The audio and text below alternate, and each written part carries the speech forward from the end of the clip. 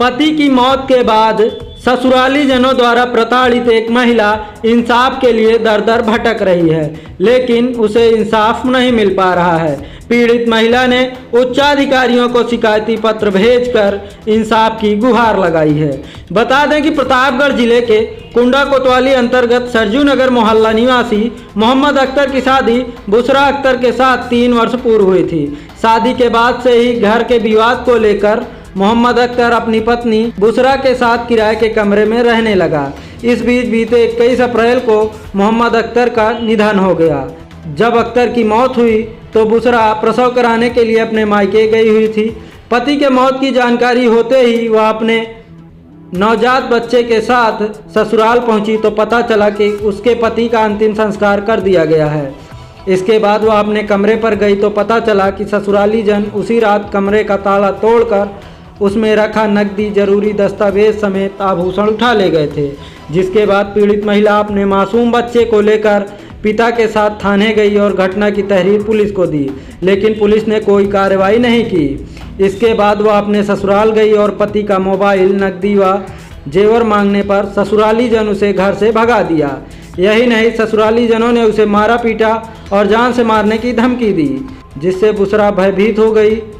पीड़ित ने पुलिस के साथ ही उच्चाधिकारियों को शिकायती पत्र भेजकर जान माल की सुरक्षा की गुहार लगाते हुए ससुराली जनों के खिलाफ कार्रवाई की मांग की है। अब आइए आपको सुनवाते हैं पीड़ित महिला का क्या कहना है। क्या मामला है? मैं बुशरा, मेरे पति मोहम्मद अख्तर, मेरी शादी 29 अक्टूबर 2017 मोहम्मद अख्तर जो सरजू नगर के निवासी हैं उनके साथ हुई। शादी के एक आधी महीने के बाद घर वाले उनके और उनके भाई बहन बहुत ही बुरा बर्ताव करने लगे।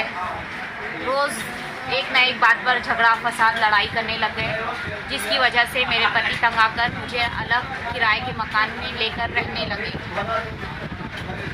हम लोग 2.5-3 साल से अलग मकान में, किराए के मकान में, वहीं करीबी सरजू नगर में एमूर मेमोरियल स्कूल के पास रहते हैं। मेरे पति, मैं डिलीवरी कराने के लिए मैं प्रेग्नेंट थी, इस वजह से मैं अकेले होने की वजह से अपने मायके चली गई थी डिलीवरी के लिए। मेरे शौहर से मेरी रोज़ बातें हुआ करती थी। डिलीवरी के वक्त वो डिलीवरी होने के बाद बच्चे की खुशी की वजह से वो आए भी मुझसे मिलने के लिए, 3-4 दिन वहाँ रहे। फिर उसके बाद वो रिटर्न आए। हमारी अच्छे से बात होती थी, कोई तकलीफ़ कोई उन्हें नहीं थी किसी किस्म की। हाँ, एक दिन थोड़ा सा ऐसा लगा कि तबीयत ख़राब है। मैंने पूछा तो बोले हाँ, आज थोड़ा कुछ खा लिया है बाहर से, इसकी वजह से तबीयत ख़राब लगती है। तो मैं गई कि मैं टिकट निकलवाती हूँ, तो बोले ठीक है, 1-2 दिन से देखो, तबीयत सही नहीं लगेगी तो आ जाना। फिर उसके दूसरे दिन उनके घर वाले उनको उठा ले गए। मुझे पता चला कि वो उनके घर वाले उनको उठा ले गए। उठा ले जाने के दूसरे ही दिन 20 तारीख को लेके गए हैं, 21 तारीख को सुबह उनका इंतकाल हो गया। मुझे नहीं पता किस वजह से, कैसे अचानक से मैं टिकट निकलवाती, उससे पहले उनके इंतकाल की खबर मुझे आ गई कि वो इंतकाल कर गए। पता नहीं क्या वजह, किस वजह से ये हुआ, पता नहीं वो लोग ने क्या किया उनके साथ, अल्लाह बेहतर जाने।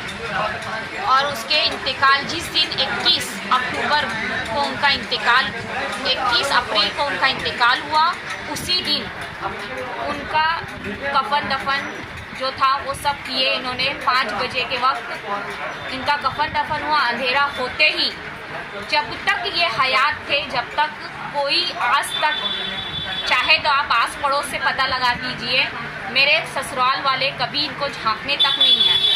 मरने के बाद कफन दफन करते ही मेरे घर आए, रात होते ही ताला खोला उन्होंने और हमारे देवर असलम और मेरी दो ननन लोग आई, दरवाज़ा खोली, अंदर गई। जिस हिसाब से मेरी रोज़ बातें होती थी, उन्होंने मुझे बताया था कि टंकी वाले को देने के लिए 1.5 लाख रुपया रखा हुआ है। वो पैसे और 786 की नोट उन्हें बहुत पहले से ही जमा करने का शौक़ था। शादी से पहले से ही वो जमा किया करते थे।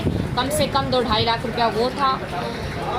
और भी मेरी गाड़ियाँ आने वाली थी, उसके भाड़े रखे हुए थे, ज्वेलरी और LIC के बॉन्ड्स, पासबुक और मेरे पति के मोबाइल्स, ATM, ये सब और मेरी दहेज की दी हुई बाइक सब उठा ले गए। जैसे कि हमेशा उनकी गाड़ियाँ टंकी पे जाकर खड़ी होती थी, ड्राइवरों ने वहाँ गाड़ियाँ खड़ी कर दी।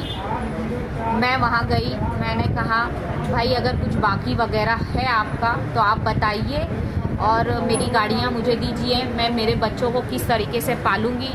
ये कहकर मैंने उनका जो बकाया था उसे अदा किया और वो गाड़ियाँ मैं चलवाने के लिए लेकर गई और चलवा भी रही हूँ।